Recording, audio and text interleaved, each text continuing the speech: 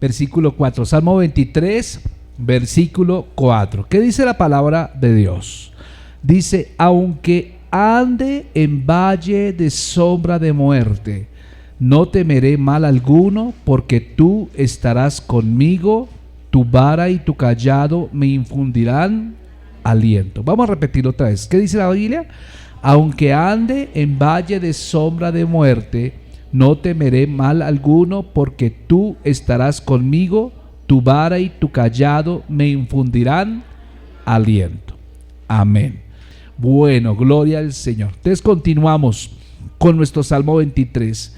Y hoy, como ven, mis amados hermanos, hoy vamos a hablar acerca de esta parte muy interesante, que es el valle de sombra de muerte. ¿Qué es el valle de sombra de muerte? Vamos a hablar un poquito qué es el valle de sombra de muerte y por qué el Señor permite un valle de sombra de muerte en nosotros, ¿cierto? En la vida del salmista. Pues el Salmo 23, amados hermanos, es más que un pasaje para usar en una lectura inspiradora. ¿Cuántos no hemos sido bendecidos por el Salmo 23? Es algo, una literatura hermosa, y como bien decíamos, millones y millones de personas de todas las generaciones han sido bendecidas por este salmo. Y el salmo realmente relata la vida de una persona en Cristo. Si usted la mira, empieza con las palabras claves: Jehová es mi pastor. Jehová es mi pastor. Entonces, una persona que entregó su corazón a Jehová, que entregó su corazón a Cristo. Entonces, cuando una persona se entrega su corazón a Cristo, se empiezan a ver todos los matices de este salmo. Por ejemplo, veremos que primero, cuando usted y yo entregamos nuestro corazón a Cristo, nada nos falta. ¿Aló? Nada nos falta. Entonces, cuando el que está en Cristo está encristado, gloria a Dios, y todos los beneficios de la cruz del Calvario son nuestros por causa de Cristo, ¿no? El segundo versículo dice que el Señor nos lleva a lugares de delicados pastos, y que allá nos hará descansar, y junto a aguas de reposo nos pastoreará. Y vimos cómo un buen pastor hace eso. El buen pastor lleva primero a las ovejas a un verdes pastos, no porque las ovejas se lo pidan, sino porque es un deseo de Dios. O sea, aún hay ovejitas que no les gustan los verdes pastos, ¿cierto? Les gusta el rastrojo, les gusta el peladero, pero Dios los quiere llevar a uno verdes pastos. Y eso muchas veces cuesta, mi amado hermano. Verdes pastos y aguas de reposo significa que usted ya no depende de usted, sino depende de Dios. Dios ataca la autosuficiencia. Ataca, mi amado hermano, con esto el deseo de que uno quiera ser independiente. Entonces significa eso. Confortará mi alma significa que el Señor quiere llevarte por una senda de justicia, por amor de su nombre. Y luego vimos allá que aunque ande en valle de sombra de muerte, no temeré mal alguno, porque tú estarás conmigo, tu vara y tu cayado me infundirán aliento. Entonces, como ustedes pueden ver, este es el relato de toda la vida de un creyente. Entonces vamos a ver que Dios lo lleva a uno lo bendice, nunca falta nada, lo lleva a lugares de delicados pastos, lo guía a uno por las sendas de justicia. Y las sendas de justicia significa su voluntad. Entonces Dios quiere que caminemos en su voluntad, mi amado hermano. Pero el andar por sendas de justicia no significa, por tanto, que no tengamos adversidades. Claro, mucha gente equivocadamente ha pensado por mucho tiempo que recibir a Cristo es ya terminar con todos nuestros problemas. Y eso es una falsa enseñanza, porque no. Yo quiero decirle que mientras estemos en esta tierra tendremos problemas, saldremos de una situación adversa y entraremos en otra, y usted dirá: pero Señor, si yo soy cristiano, ¿por qué me pasa todo esto? La respuesta es sencilla: porque estamos viviendo bajo un mundo caído, y mientras estemos en este cuerpo y estemos en este mundo, pues tendremos que sujetarnos a las leyes decaídas de este mundo, ¿me entiende? Y esperando la redención de nuestro cuerpo, que ocurrirá cuando venga Cristo por nosotros. Entonces, en realidad, vuelvo y digo, el Salmo 23 es más que un pasaje para usar en una lectura inspiradora. Lo hemos dedicado muchas veces, ¿cierto? Yo estoy seguro que muchas veces cuando alguien cumple años le dedicamos el Salmo 23, cuando alguien está pasando por una aflicción, pues le dedicamos el Salmo 23. Pero yo quiero decirle algo: el Salmo 23 es más que una lectura inspiradora. Diga conmigo, el Salmo 23 es más que una lectura inspiradora. ¿Qué es el Salmo 23? Pues el Salmo 23 es una declaración. Diga conmigo, declaración. ¿Pero qué está declarando? Es una declaración fundamental y funcional sobre la naturaleza de Dios. Aquí el protagonista no es la oveja. Aquí el protagonista es el pastor. Amén. ¿Quién es el protagonista? El pastor. Entonces, ¿qué estamos mostrando? El Salmo 23 en verdad está hablando acerca de la naturaleza de Dios. Ahora, cuando David, escuche bien esto, David nos da una buena noticia en el Salmo 23. Él dice, si Dios es tu pastor, si Dios es su pastor, entonces Él va a satisfacer también todas sus necesidades, porque Él es un buen pastor. Entonces, ¿qué necesidades satisface el Señor? Pues primero, satisface nuestras necesidades espirituales, porque cuando usted recibe a Cristo en su corazón, su espíritu es nacido de nuevo. ¿Qué hace segundo? El Salmo 23 describe a un buen pastor que satisface también las necesidades emocionales. ¿Cuáles son? Emocionales. Y en tercer lugar, también el Señor satisface las necesidades materiales o físicas. Entonces aquí vemos toda la naturaleza de Dios. Entonces David, cuando escribe este salmo, amados hermanos, él experimentó esas tres bendiciones en su vida. Entonces, ¿qué quiere decir? Que si Dios es nuestro pastor, pues Él también va a satisfacer esas tres áreas de nuestra vida: la espiritual, la emocional y la material. ¿Cuántos lo creen? Ahora, yo pregunto en esta mañana, ¿cuántos tienen necesidades emocionales? Todos tenemos necesidades emocionales. Bien decíamos hace un tiempo que la emoción es parte de nuestra alma. Las emociones, la voluntad, ¿cierto? Nuestra mente, la forma de pensar y tomar decisiones hace parte de nuestra alma. Y el alma, pues hermano, todavía no ha sido salva. La parte nuestra que no ha sido salva, que está por salvarse, es el alma. Entonces, ¿cómo la salvamos? La salvamos cuando usted viene a la iglesia. La salvamos cuando usted abre la Biblia, estudia la palabra de Dios. La salvamos cuando usted adopta una vida de oración, cuando usted lleva una vida de testimonio. Entonces, así es como salvamos el alma. Pero usted darse cuenta que el día que usted afloja en alguna de esas áreas, el alma se vuelve la loca de la casa, ¿cierto? Otra vez vuelve. Y entonces estamos siempre educando nuestra alma. Entonces, por eso David, escribiendo este salmo, pues él da un relato de cómo ha andado un camino, mi amado hermano. Él ha andado por el camino, por la senda de justicia, ¿cierto? Como dice el versículo 3, él la lleva por las sendas de justicia. Y esas sendas de justicia que el Señor ha determinado para todos y cada uno de nosotros, pues Él es el guía. El Señor es el mismo guía. Él no te manda, oye, camine por ese sendero a ver dónde lo lleva. No, sino que en el sendero de la vida el Señor nos lleva, Él nos guía. Entonces es básicamente eso, mi amado hermano, la senda de justicia. El Señor nos lleva. O sea, cada uno de nosotros tenemos un llamado especial. Gracias. Amén. Todos tenemos un ¿qué? Un llamado. Dígale al vecino, tú tienes un llamado. Amén. Dios tiene una meta para tu vida. Aló. La meta no consiste solamente en venir ocasionalmente a la iglesia. Si tú vienes ocasionalmente a la iglesia, nunca vas a saber cuál fue el llamado que Dios te dio. Entonces podemos decir que tú no estás andando por la senda de justicia que Él demarcó para tu vida. Cuando tú vienes a la iglesia, cuando tú adoptas una vida de oración, entonces vas a ser sensible a la voz de tu guía, que se llama el Señor. Él te va a guiar por esa senda de justicia. Amén. Vas a hallar el llamado para el cual Dios te puso en esta tierra. Vas a encontrar para qué Dios te puso en este mundo. Porque todos tenemos un talento, amado hermano. Todos ustedes tienen talentos. Si yo pongo a mirar cada uno, ustedes tienen habilidades. No, ay pastor, yo no tengo habilidades. Sí tienes habilidades. Algo tienes. Porque Dios no te dotó con nada. Dios te dotó con cosas para servirle a Él. No es para tu propio capricho, ni es para tu propia imagen, no. Entonces David, dale cuidado. Cuando uno mira a David, ¿qué talento tenía David, por ejemplo?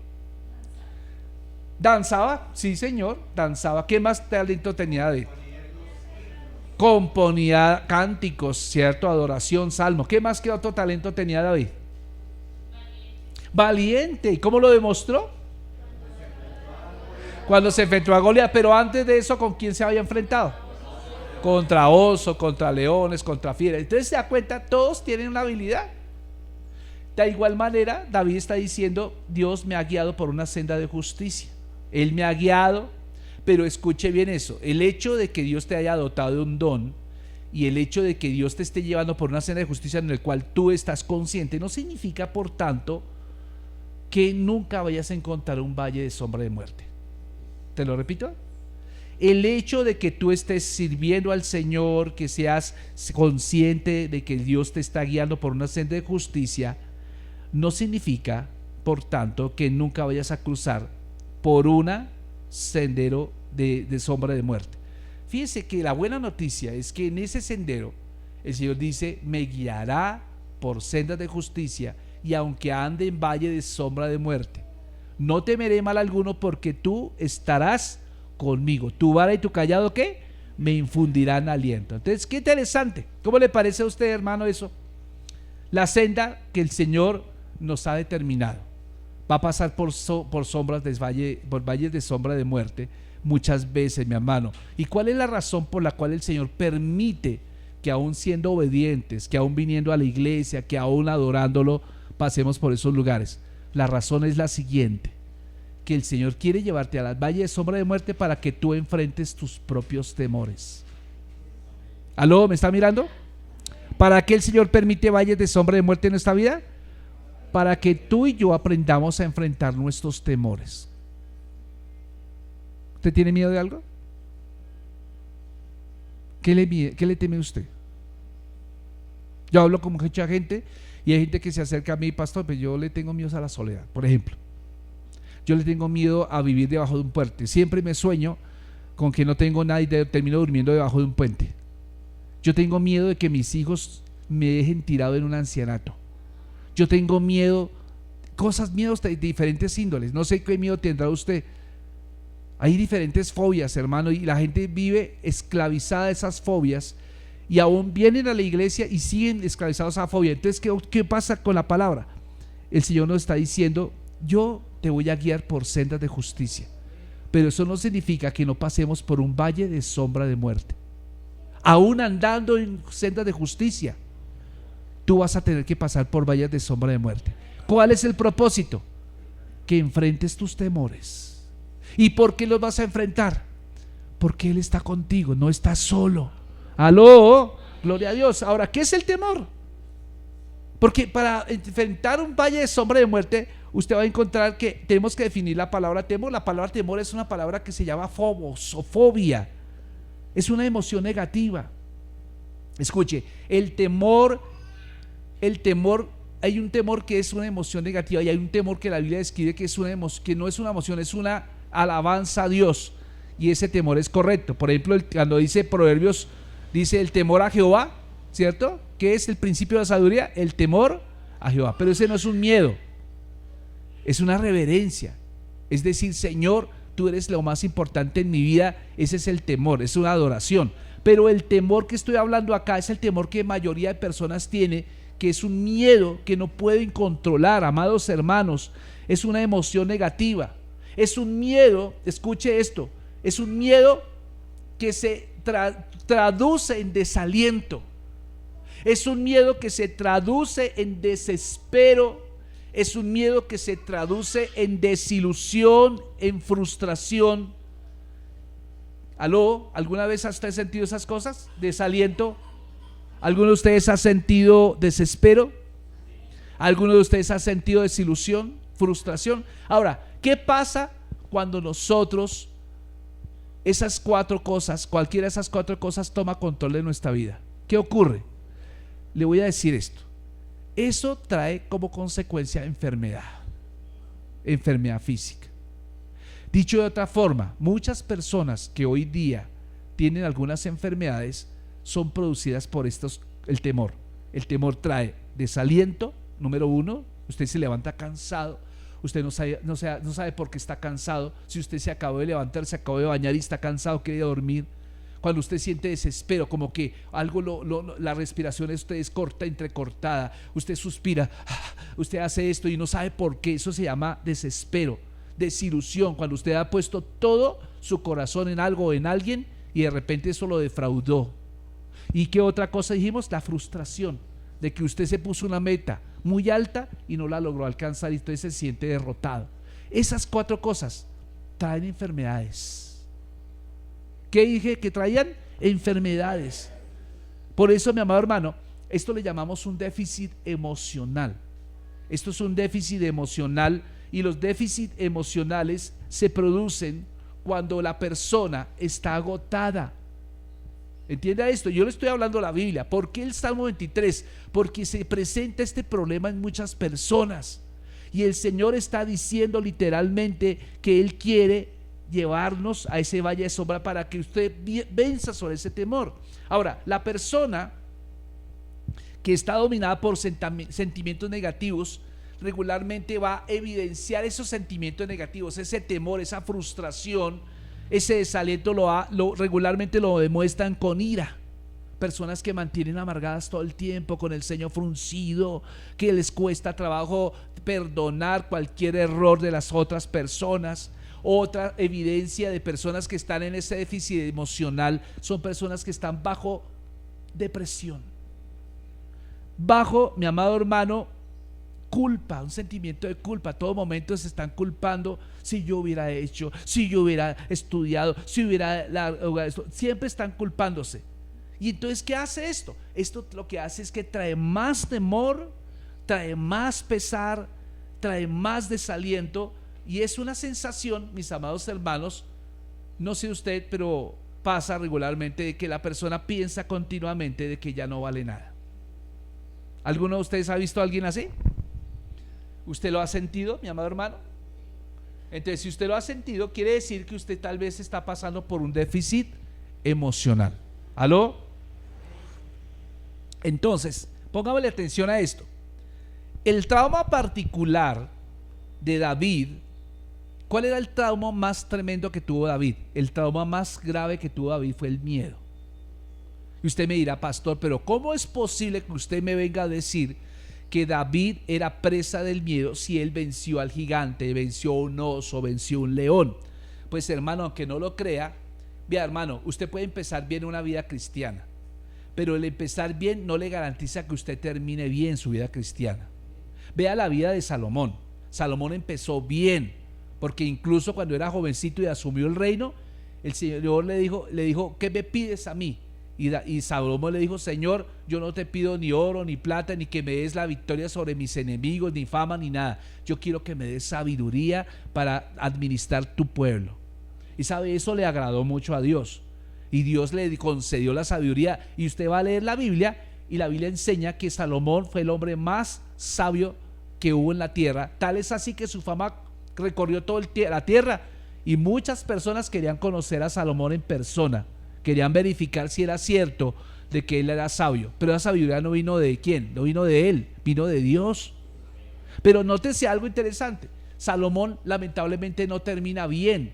Salomón con el tiempo se dejó agobiar por las costumbres, se dejó permear, se dejó influenciar por personas, por reinos, y terminó, vea usted, haciendo componendas con el mundo. Y se olvidó de esa primera promesa y terminó mal. Salomón terminó mal. ¿Sí entiende eso? Usted puede que empiece bien, pero su preocupación no es solo empezar bien, sino es mantenerse bien. Entonces, para mantenerse bien, el Señor sabe que usted tiene que enfrentar algunos temores, algunas cosas. David tenía temores.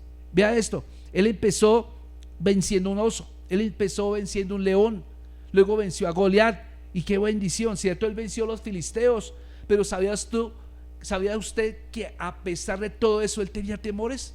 Ahora, ¿qué es lo que vemos allá? Con frecuencia, por lo menos vemos que David tuvo que huir de Saúl. ¿Y por qué huyó? Porque tenía miedo. En 2 oportunidades Saúl intentó matarlo. ¿Recuerda usted eso? La Biblia lo enseña ya en el primer libro de Samuel. Él huyó para salvar su vida. Y entonces vemos algo acá interesante, y es que el temor tiene que ver con sentir de que no se va a poder sobrevivir. Ese es el miedo. Si no, mire películas de acción, mire películas de terror. ¿Cuál es el principal ingrediente de esas películas? El miedo. ¿O no? Usted ve el miedo, están matando bala por todo lado y usted y eso es miedo. O sea, desarrolla en la gente miedo, temor y el pensamiento de que tal vez usted nunca va a sobrevivir. Entonces, sin embargo, escuche esto. A pesar de que David tuvo que huir muchas veces, Para David, escuche, y también para nosotros, el tener a Dios como nuestro pastor significa saber que Él va a satisfacer nuestras necesidades emocionales, por fuerte que sea el déficit emocional. O sea, David pasó por el valle de sombra de muerte, y vemos allá, no solamente con Saúl, sino que vemos también que al finalizar su reinado, aún sus hijos lo trataron de matar. ¿O no? Él le tocó huir de su propio hijo, de Absalón, ¿cierto? Escuche bien esto. David no habla aquí de entrar en un valle de muerte. Escuche bien, porque vea conmigo el versículo 4. Dice, aunque ande en valle de sombra de muerte. Si usted le quita la palabra sombra, ¿cómo quedaría el versículo? Quedaría, aunque ande en valle de muerte. O sea, no es un valle de muerte, es una sombra de muerte. ¿Aló? Es una sombra de muerte. Entonces ponga atención a esto, porque cuando el Señor está diciendo eso de sombra de muerte, está refiriéndose a que no está exponiéndonos a una muerte. El Señor no es tan malo como para enseñarte a ti a través de algo que te pueda arriesgar tu vida. ¿Aló? ¿Cuántos son papás acá o mamás? Levanten la mano. Usted nunca va a llevar, si su hijo comete un error, usted no lo va a llevar al centro de salud para que le inoculen un virus para que aprenda la lección, ¿cierto? Una vincida o un cáncer o algo así, es que para que aprenda la lección, ¿cierto? Nunca lo haremos, así sea nuestro hijo lo peor, ¿cierto? La oveja más terrible que haya, la más brincona que haya nunca la vamos a hacer. Si nosotros no lo hacemos, mucho menos Dios lo va a hacer. ¿Aló? Entonces, lo que el Señor está explicando acá, mi amado hermano, es que el valle de sombra de muerte tiene aspecto de muerte y se siente como la muerte, pero no es muerte. Pues resulta y sucede que cuando un pastor guiaba a sus ovejas, pues algunas veces el camino por donde él guiaba a las ovejas tenía desfiladeros, tenía precipicios, valles muy profundos donde la luz del sol quedaba bloqueada. ¿Entiende eso? Entonces cuando pasaba, puede que sea mediodía, puede que sea a las 4 de la tarde, pero el pastor guiaba a las ovejas y lamentablemente tenían que bajar un valle donde había montaña a este lado, ¿y qué ocurría? Había bloqueo de luz solar. ¿Entiende? Ese es un valle de sombra. ¿Entiende? Ese es un valle de sombra. Entonces, ¿qué ocurre allá? Pues las sombras en estos lugares eran tan oscuras que las ovejas creían que se había hecho de noche. ¿Entiende? Como un eclipse. ¿No pasa que a veces hay un eclipse y todos las gallinas empiezan a acostarse y todo, porque creyeron que era de noche y de pronto pasó el eclipse y otra vez se hizo de día? ¿Qué pasa? Rápido pasó esa noche para la gallina, ¿no? Pero así pasa. Entonces cuando la oveja pasaba por esos desfiladeros, guiado por el pastor, porque él lo está guiando por una senda segura, tenía que bajar tal vez por un valle donde era bloqueada la luz por las montañas, ¿cierto? Por las rocas. Y entonces las ovejas terminaban creyendo que se había hecho de noche. Entonces, todo pastor sabe que una oveja cuando llega la noche se asusta. Se asusta. Por eso las ovejas a ciertas horas tenían que llevarse al redil antes de que el sol se pusiera, porque las ovejas se asustaban y entonces salían corriendo. Entonces, ahí en ese lugar donde se pasaban, que era oscuro, pues resulta y sucede que cuando las ovejas se asustan porque la noche para una oveja es sinónimo de algo malo. ¿Me entiende? Siempre para una oveja, porque en la noche salen los depredadores. Entonces, ¿qué depredadores había en el desierto? Pues los depredadores que había en el desierto eran lobos y eran hienas. Salían por la noche. Y usted mira cualquier documental que tenga que ver con esos animales, ellos no cazan de día, ellos cazan de noche. Entonces las ovejas inmediatamente les da como esa angustia, les da ese desespero y empiezan a buscar una salida. Y entonces por eso, cuando las ovejas veían las sombras, pensaban lo peor. ¿Entiende eso? No sé cuántos de ustedes han pasado por un valle de sombra. Pero cuando Dios permite que se encuentre en el valle de sombras, donde las cosas son oscuras, donde todo lo que se piensa es en morirse, pues hay que recordar algo, que Él nos ha dado un don a nosotros. Amén. Cuando Dios lo atrape en las sombras, escuche bien eso, será allí y solo allí donde llegará usted a ver quién es Dios en realidad, porque es allí donde Dios se aparece. En ese valle de sombra de muerte Dios se aparece para auxiliar a sus ovejas. Y cuando ya no tenga que se andar en un valle de sombra de muerte, es cuando usted ya ha usado todas sus opciones y ya no le queda más opción sino buscar a Dios. Ese es un valle de sombra de muerte. Entonces, fíjense que es el lugar donde uno lo conoce a Él. Es allí donde el Señor se aparece a las ovejas. Entonces, cuando David, escuche bien esto, se dio cuenta de que estaba en el valle de las sombras, pues él estaba en lo más bajo que podía llegar, porque valle de sombras significa un lugar bajo, que es contrario a estar en la montaña. La montaña es sinónimo de que usted está en lo alto, usted tiene capacidad de ver el horizonte, sabe si viene un enemigo, sabe a qué hora ¿sí me entiende? Las ciudades se construían sobre cimas, sobre montañas. Por eso usted va a darse cuenta que conquistar una ciudad era muy complicado. Realmente en Israel era muy raro construir una ciudad en un valle, porque sería una ciudad muy vulnerable a los enemigos y sería muy fácil de conquistar. ¿Entiende eso? Regularmente se usaban lugares altos. Ahora, el Señor siempre, cuando habla de protección, siempre habla de lugares altos. El Señor nos llevará a su roca, ¿cierto? Nos pondrá sobre la roca. ¿Aló? Siempre habla de un lugar seguro. Y entonces, el valle siempre es algo sinónimo de algo malo. El valle siempre es sinónimo de algo negativo, mi amado hermano. Entonces, David está diciendo, así como una oveja tiene que caminar por un valle, nuestras vidas también tendrán que caminar por ese valle.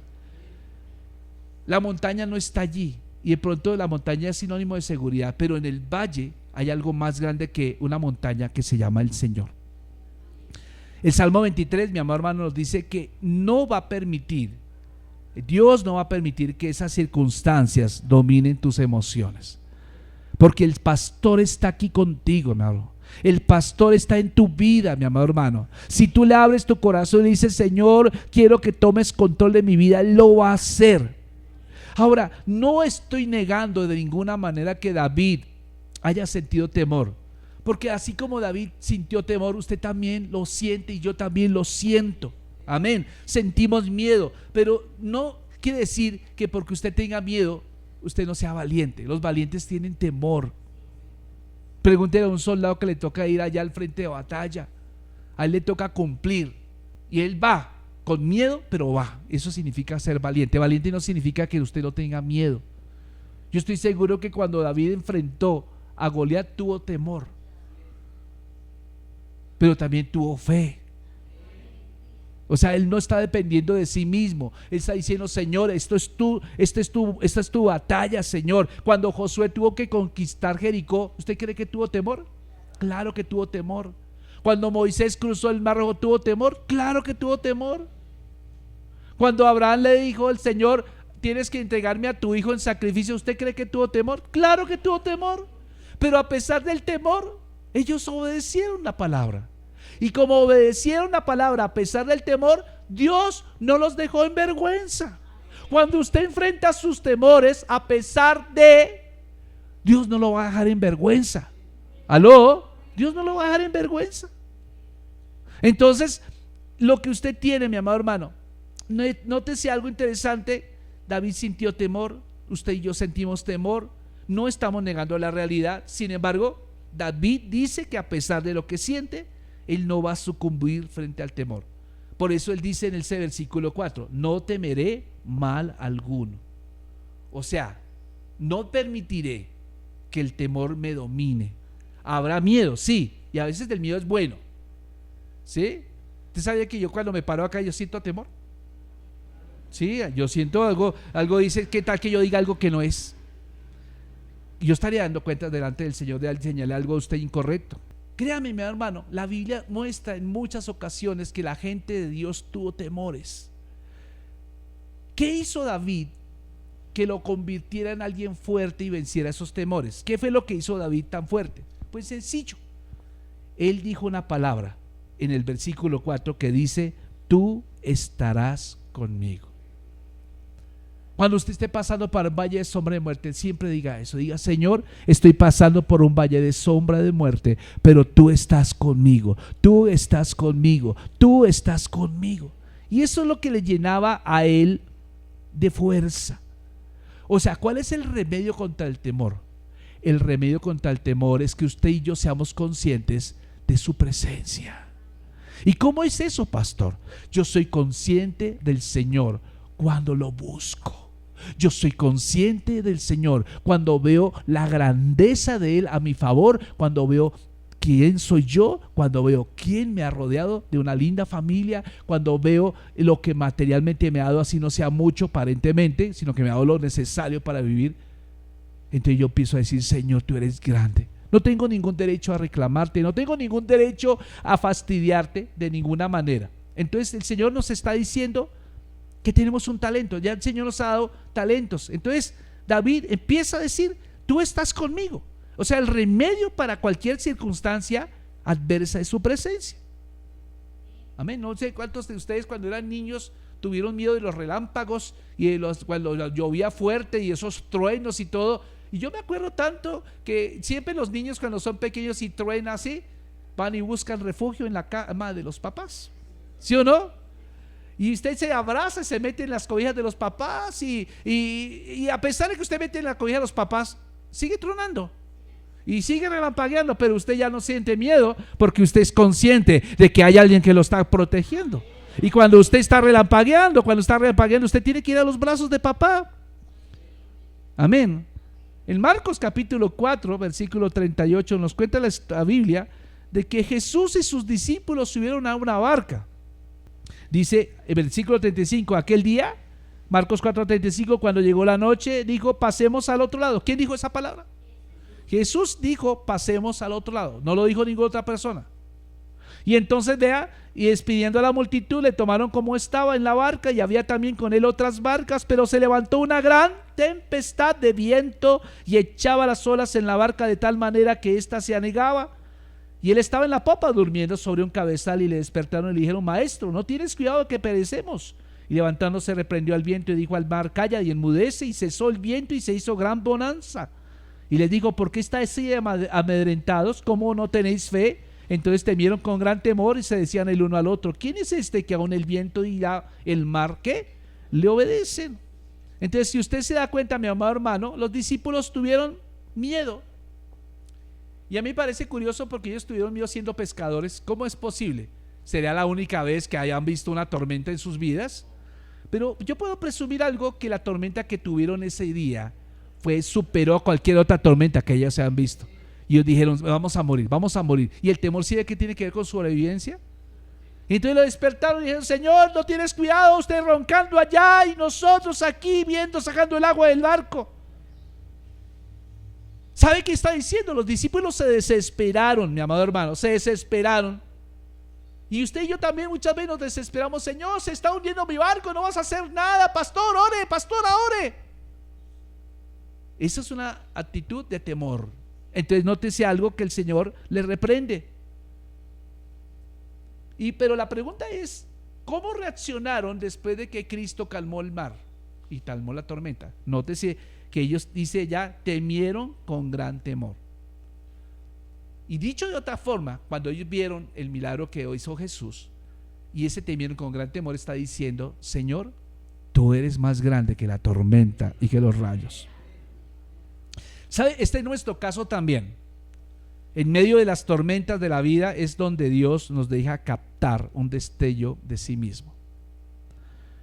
Es donde usted y yo tenemos que aprender a adorarlo como debiéramos adorarlo. Y muchas veces el Señor va a permitirnos entrar en tormentas emocionales porque Él quiere escuchar de tu boca lo que dijo David, por ejemplo en el Salmo 56 versículo 3. Vaya conmigo al Salmo 56 versículo 3. Dice la palabra, en el día que temo, yo en ti confío. En Dios alabaré su palabra, en Dios he confiado, no temeré. ¿Qué puede hacerme el hombre? Aleluya. ¿Qué puede hacerme el hombre? En el día que temo, yo en ti ¿qué? Confío. ¿Cuántos han tenido miedo acá? Y ahora cuando vuelva a sentir miedo, ¿usted qué va a hacer? ¿Qué va a hacer? ¿Se va a desesperar como los discípulos de Jesús? ¿Lo van a despertar? Señor, ¿no tienes cuidado? ¿O va a ser como David? En el día que temo, yo en ti confío. Y ahora sigamos en el Salmo 23. El Salmo 23 termina el versículo 4 diciendo: tu vara y tu callado me infundirán aliento. Yo ya he hablado algo de la vara hace 8 días, ¿recuerda? Pero la vara es una enseñanza que se repite a lo largo de la Biblia, sobre todo en el libro de los Proverbios. ¿Qué es una vara? No es la vara que vendíamos acá en la librería, que es una reglita que tiene versículos bíblicos para calentarle la cola a los bebés, ¿cierto? Cuando son rebeldes. Esa no es una vara. Esa es una regla de castigo. Y esa no es bíblica. ¿Qué es la vara? La palabra vara significa disciplina. ¿Qué es la palabra vara? Disciplina. O sea, cuando usted ve la vara, no piense en la vara física, piense en la vara de la palabra de Dios. ¿Aló? ¿Qué es lo que nos disciplina? ¿Qué es lo que los discipula? Porque la palabra disciplinar da la palabra discipular. ¿Qué es lo que nos discipula a nosotros? Su palabra. O sea que cada vez que usted está leyendo la Biblia, estudiándola, usted está aplicando la vara a su vida. ¿Aló? Entonces la vara tiene que ver con disciplina, pero en el contexto de los pastores también la vara significaba protección. ¿Aló? ¿Qué significaba la vara? Protección. Recuerde, las ovejas están andando por el valle de sombra de muerte. Si se acercara algún depredador, el pastor inmediatamente tomaría la vara y golpearía al depredador con la vara. ¿Aló? Él golpearía al depredador con la vara y entonces allí lo protegería a la oveja.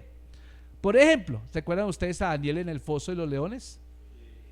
La vara que se usó allí fue la palabra de Dios, porque la vara que se usó fue que el Señor cerraría la boca de los leones, y los leones sí tenían hambre y sí querían comerse a Daniel, pero la vara de la palabra impidió que ellos abrieran la boca. Solo se comieron a los sátrapas, ¿ok?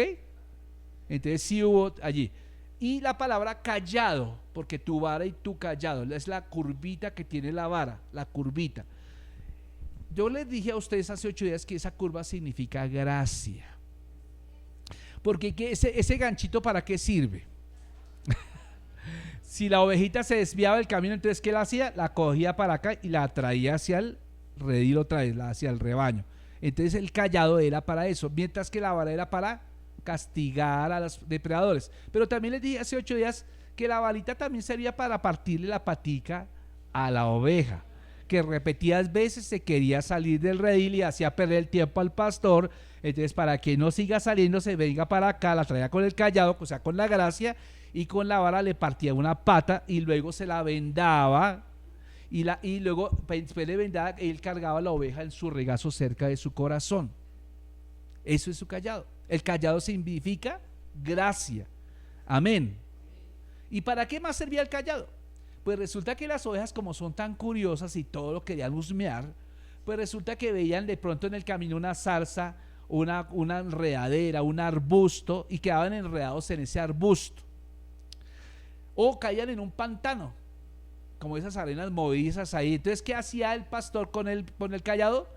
Pues la desenredaba y la sacaba hacia así. O si estaba en ese pantano, la sacaba con ese gancho de ese pantano y la traía hacia así. O sea, el callado siempre atrae, la vara siempre golpea. ¿Qué hace la palabra? La palabra mata como la vara y resucita como el callado. ¿Sí? Entonces, ¿qué he dicho de otra forma? ¿Qué es gracia? Vea Hebreos 12:2, amados hermanos. Hebreos 12:2, ¿qué es gracia? Dice la escritura así: puestos los ojos en Jesús, el autor y consumador de la fe, por el cual el gozo puesto delante de él sufrió la cruz, menospreciando lo prohibido, y se sentó a la derecha del trono de Dios. Eso es gracia. Gracias que nosotros estamos sentados a la derecha del Padre también, nos atrajo hacia Él. Primera carta de Juan 4:18.